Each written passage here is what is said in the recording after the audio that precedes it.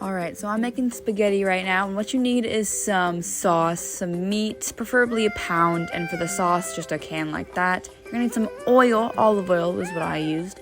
You're gonna need a pot, a pan, some water. For the pot, or for the pan, you're gonna put it on like medium. For the pot, you're gonna put it at high so it boils. And as you can see, this pan is getting nice and warm. And then you're just gonna throw about yay much oil in. You don't really need much, especially since beef is quite greasy. And then when the pan is hot and the oil is hot, you're going to put the beef in. And then you're going to, chop it around a little bit, chop it up, mix it around. You can really have as large of chunks as you want, but this is what it looks like as now. And you're just going to let this cook down. Mix it occasionally.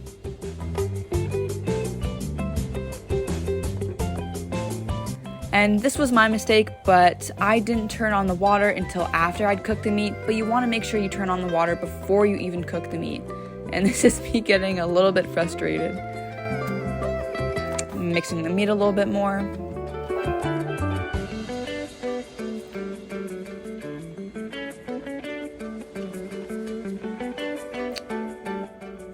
And at this point, I'm also going to add some fine salt in.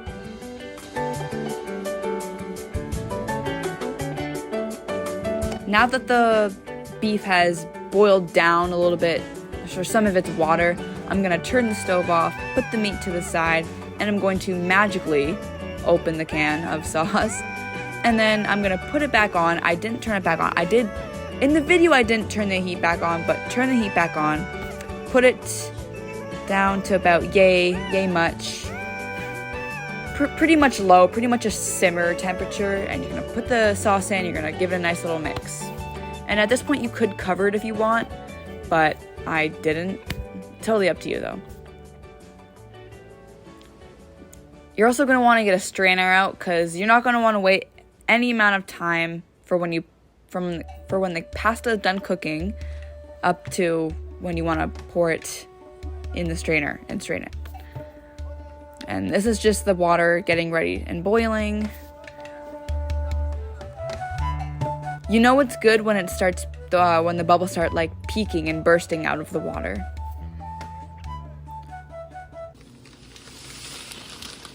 Oh my god.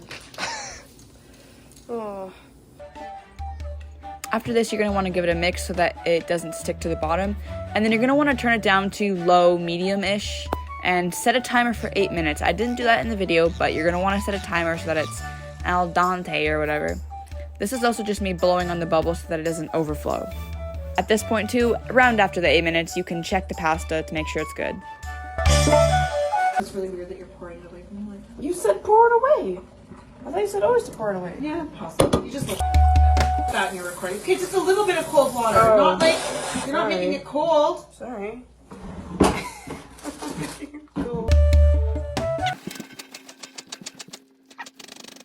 After straining and rinsing it, throw a little bit of olive oil on there and then give it a little mix. And what you've been waiting for, the finished result. Woo!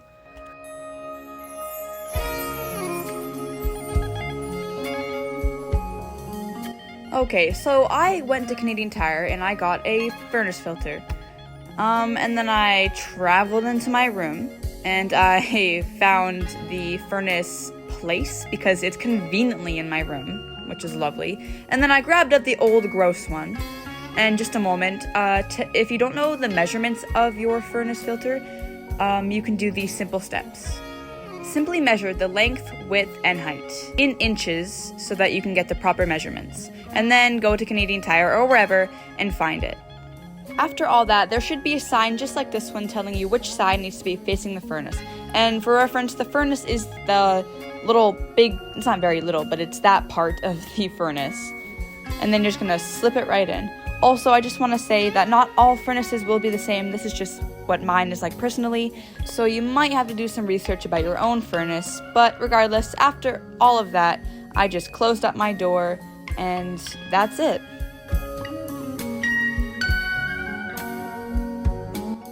So for this next one, you're going to want to locate your breaker thing. And for mine is in my laundry room, and here they all are in their glory. And honestly, I'm gonna be honest, I quite literally just picked a random one and hoped to God that it didn't mess up my house. And something I actually learned here was that I could turn off, like I could willingly and manually turn off a breaker, so that's pretty cool. Alright, so because I don't want to bore you, just skip to 7 minutes and 45 seconds if you want to see, a business tie. But this is basically how to tie your shoe.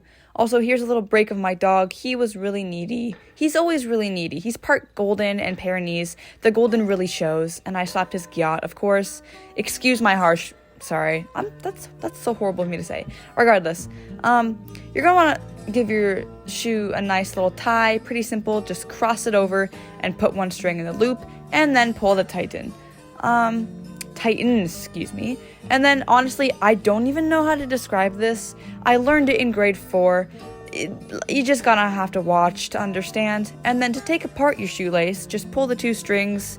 Usually you can just pull one at a time, but whatever. And this is a second way to tie your shoe.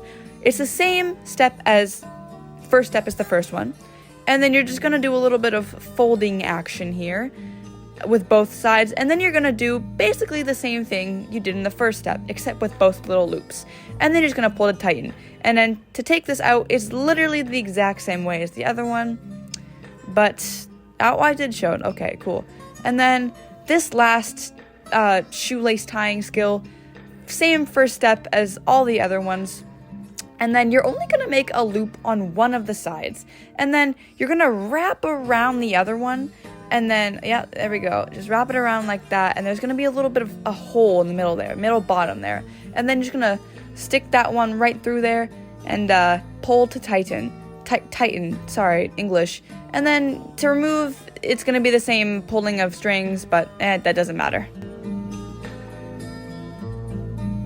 Alright, so this is how you tie an actual, business tie. So right here, I just have a wonderful little tie here, and this is the small end, and I just wrapped that part around my neck, like so, and then I just took that bigger part and I crossed it over, and then I took that bigger part again and I folded it under, just like so, and then I folded the bigger part again through the loop, as you can see. I'm doing 3, 2, 1, there we go. Okay, so you're gonna fold it like that and just pull it all the way through.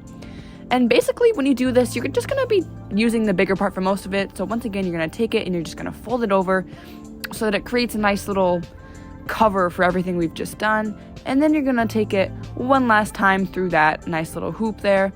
And then watch carefully, because this may or may not be confusing, but you're just gonna take that part, and with that little crossover you made earlier, you're just gonna stick the big part in there just to kind of seal everything you've done. And then at this point you can kind of tighten it a little bit, and then you can tighten it around your neck, and then you're good to go.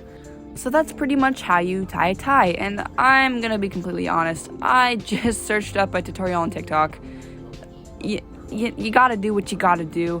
And forgot to mention, when it comes to taking out the tie, there's probably a million ways you could do this. I tried this exact way I'm doing it now again, because I did tie a tie twice and it just didn't work. It worked this time, but I guess it's totally up to you. Alright, finding the main water valve and turning it off. For this one, I just found it right here because it's right near my door and laundry room, and I just want to say, this is different for everybody. Do not try and copy my thing exactly. Regardless, my water valve is actually switched, so I just flipped it off and then flipped it right back on again.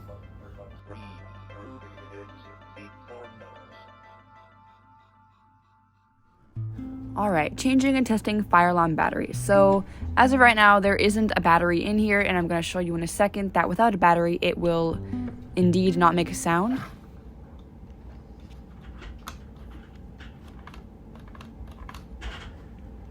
The same would also apply if the battery was faulty or not good.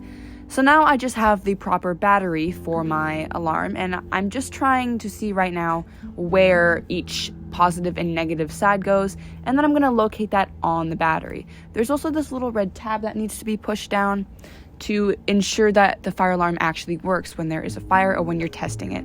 And then I just put the battery in, also making sure to keep that little yellow thing open, because that is what allows you to take the battery out efficiently after putting it in, just like that.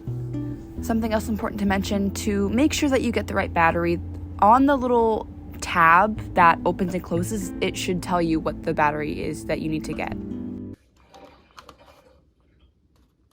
You have to push and hold it. Oh.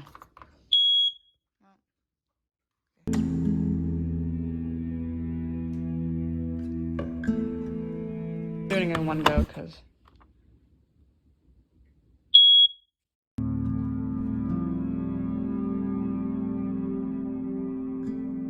Alright, so lastly, you're going to want to go to the driver's seat, and you're going to want to pull this little tab that opens the hood of the car so that you can fully open it and get into the engine of the car.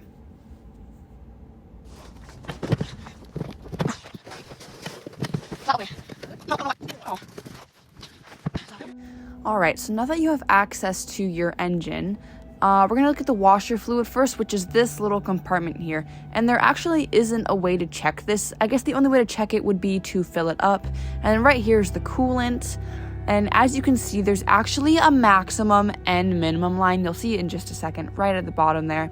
So that tells you if you're good. And then right here is the, I guess, oil that you can check. So I actually had to get my mom to help me here, but basically just pull it up, you wipe it off with a cloth, a dog hair sock like we did here, and then you stick it back in. That will happen in just a moment.